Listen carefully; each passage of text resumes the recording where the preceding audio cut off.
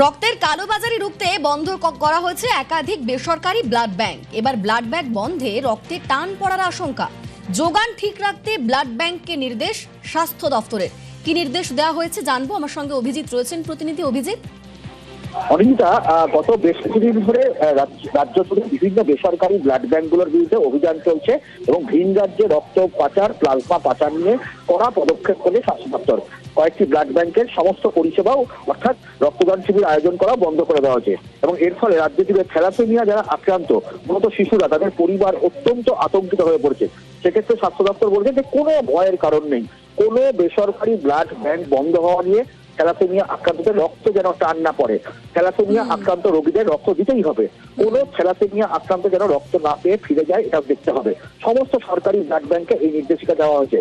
যদি কোনো নির্দিষ্ট রক্তের ধন্যবাদ অভিজিৎ।